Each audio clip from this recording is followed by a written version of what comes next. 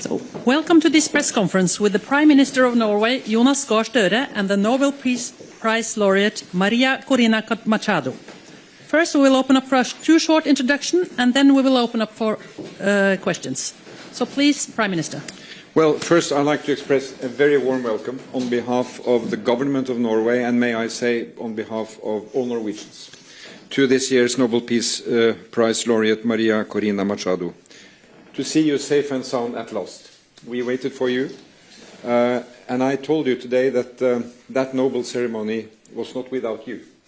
You had a tremendous presence in that hall, not only the picture, but also the voice of your daughter with reading your message. And the dinner at the hotel yesterday, where we all kind of were counting down to see you arriving in Oslo, was an emotional moment, and I think it brought your message, your story, and your struggle for democracy very close to the Norwegian public. And that was a strong moment, but all the better to see you here, standing today. You are heartily welcome. The Nobel Committee makes its choice on every year's prize, based on interpreting the will of Alfred Nobel. And I think this year's prize has a special significance by the very strong emphasis of the link between a democracy that works as a democracy and the way to freedom and peace. Not only between nations, but in nation.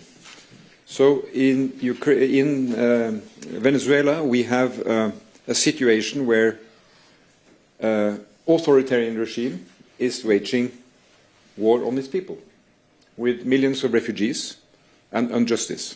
And there cannot be peace until democracy and elections are respected. So that is the message that we are receiving of great importance for Venezuela, but also a message that has universal bearing. And this is all about fighting for fundamental human rights at a time when democracy is under threat. There are so many countries where this is relevant today. Unfortunately, there are fewer democracies, more authoritarian regimes. That is the trend. So I would like simply to salute you, Madam Laureate, for your struggle. It has cost you a lot. It costs you and your family and your people a lot. And I think what we heard from your daughter yesterday and from your family and the people who came here, thinking about those who are today in jail, those who suffered, those who have aspirations for democracy, that is a strong message of these Nobel Laureate days in Oslo. But Maria, please, you have the floor. Thank you very much, Prime Minister, and thank you all. And I want to speak to the Norwegian people, to European people, to the Venezuelan people. I would say to all citizens of the world in this hour, and assure you that I am very hopeful Venezuela will be free, and we will turn a country into a beacon of hope, an opportunity of democracy, and we will welcome not only the Venezuelans that have been forced to flee, but citizens from all over the world that will find a refuge, as Venezuela used to be decades ago. And as I mentioned, well, Maria Corina read yesterday, I believe that our experience in Venezuela conveys to the world a testimony that certainly in order to have peace, you require democracy. Democracy is the system that enables peace in a society. But you cannot have democracy without freedom. And freedom is an individual decision, a rational decision. And it's the sum of these individual conscious decisions that bring that collective ethos that creates the force, the strength, and the courage to fight for freedom, to defend it when you got it. And that courage comes from the things that truly matter in your life, the things that you love. And when you feel that those things are most in danger, then the courage increases. That's why I am convinced that peace ultimately is an act of love. And that's what brought me here. The love of millions of Venezuelans for our country, for freedom, and for our children. And I believe there's no other generation in the history of Venezuela that loves more freedom, or family, and our soul, or territory, the possibility of actually being in your homeland, in moving freely in your homeland, because we have lost that. And as I mentioned to you, the force that brought this country, our nation, together was this longing that we want our children back home. And we will not stop until they do that. And we give them a country in which they can live with dignity, with justice, and the responsibility that comes with freedom. So we have great admiration for Norway's institutions and democracy. We shared benefits that nature has given us, and we admire the way this society has used them on behalf of your people. Quite the contrary of what has happened in Venezuela. So we have to learn, and we have used Norway as an example several times during these decades. And believe me, we will turn Venezuela into that energy, technological, and democracy hub of the Americas. And we count on you. And I long for that day, and we will host all of you in a bright, democratic, and free country. And it's going to be soon. So thank you very much, and very honored and grateful to the Nobel Committee for this recognition to the Venezuelan people, to a great movement. I'm just one of that millions of people that form it. And I do believe it is a recognition to democracy as well. So thank you very much. Thank you. So then we open up for questions, and the first question comes from the Norwegian broadcaster TV2. So, Fairuz Shamdid from TV2 Norway. I have a question for you, Maria Corina Machado. You arrived just a few hours ago, and you got to reunite with your family in a very long time. How was that first meeting, and how has your first hours in Oslo been? Thank you. I couldn't sleep last night, going over and over again that first instant when I saw my children. And for many weeks, I had been thinking of that possibility, and which one of them I would hug first. And to tell you something, I hugged them, the three at the same time, and it's been one of the most extraordinary spiritual moments of my life. And that happened in Oslo, so I'm very grateful to this city, something I will never forget, because at the end, I'm just one of millions of Venezuelan mothers that are longing to embrace their children and are not able to do that. That brings us together. And I made a promise to them. I would come here on their behalf to receive the prize, and I will take that prize back to them, because we will make it what I experienced hours ago. We will make it a reality for every one of them, those that have their children in jail, persecuted, in exile. We will make that happen. The next question comes from the Swedish broadcaster, Sveriges Radio. Hello, David Rasmussen, Swedish Radio.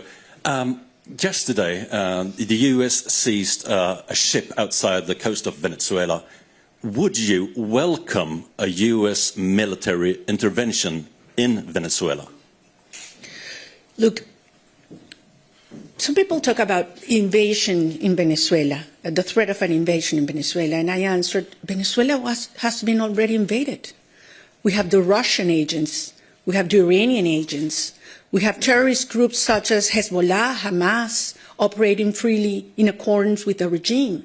We have the Colombian guerrilla, the drug cartels that have taken over 60% of our populations, and not only involved in drug trafficking, but in human trafficking, in networks of prostitution. So this has turned Venezuela into the criminal hub of the Americas. And what sustained the regime is a very powerful and funded, strongly funded repression system. Where does that funds come from? Well, from drug trafficking, from the black market of oil, from arms trafficking, for human trafficking. We need to cut those flows. And once it happens and repression is weakened, it's over, because that's the only thing the regime has left, violence and terror. So we ask the international community to cut those sources, because the other regimes that support Maduro and the criminal structure are very active and had turned Venezuela into the safe haven for their operations into the rest of Latin America. Thank you. The next question comes from the Norwegian broadcaster NRK. From Norwegian Broadcasting. You have had meetings with politicians at the Norwegian Parliament and Prime Minister Støre this morning. Have you asked for any kind of support from the Norwegian government for your fight for democracy in Venezuela? We had a great conversation this morning, and I am very excited also with what I experienced at the Parliament. I am a former member of the Parliament, and to see an actual Parliament working, with representatives of parties in all the spectrum, passionately and respectfully defending their views is something I miss so much. And yes, the answer is yes. Not only right now, we need to speak out, to tell the truth, so that people understand what our country is suffering, what our political prisoners are going through. Children in Venezuela only go twice a week to public schools because teachers earn $1 a day. So they have to get other jobs. So we have our children in the streets, and you know what it means in terms of their future and the risks they run. So yes, we need to speak out. We need to cut these resources that support repression now, but also we will need a lot of ideas and advice regarding, building up institutions such as the energy agency that we want to build in Venezuela for the new hydrocarbon sector that will, arise in our country. Can I just follow up to say that the laureate does not have to ask for that support, because we respect the will of the Venezuelan people, and that is clear. They expressed under very difficult circumstances their views in an election, which gave, according to all sources, international and domestic, overwhelming response. They want another course. They want a democratic regime. And for Norway, respecting the rule of law and the main principles of the UN Charter is key. So we want to see that change happen. I think what we learned from these days, talking to not only Venezuelan guests but also representatives of Latin America, is that you need a combination of what comes from inside and what comes from outside. And we are from outside, and we are of course ready to support Venezuela, democratic Venezuela, in building new and sound institutions. They can count on that. And the last question today comes from CNN. Hi, Maria Corina. I'm Pau Mosquera with CNN. So now you've been in hiding for many, many months. Do you think that the government may have known where were you during this time? I don't think they have known where I have been, and certainly they would have done everything to stop me from coming here. And actually, I want to take advantage of your question to thank all those men and women that risked their lives so that I could be here today. One day I will be able to tell you, because certainly I don't want to put them in risk right now. It was quite an experience, but I think it's worthwhile being here with you, telling the world what's happening in Venezuela, what it means to you as Norwegians and as Europeans, or from all the places where you come from, why Venezuela matters for the world. I mean, when you fight for freedom, you're fighting for humanity. And when we win, because we will, this will be an extraordinary example for those countries that today do not have freedom and that people are telling them what we used to hear, that it was impossible to achieve it. And we decided to fight until the end, and Venezuela will be free. And of course, it's worthwhile. And when I go back, the regime will, well, there are two possibilities, certainly where the regime will be, but if it's still in power, certainly I will be with my people and they will not know where I am. We have ways to do that and take care of us. Sorry. Well, so this is the end of this press conference. So I think we're going to have another conference right now, and I'm going to speak in Spanish if I want to respect the decisions of the Prime Minister. Great. Thank you so much for coming.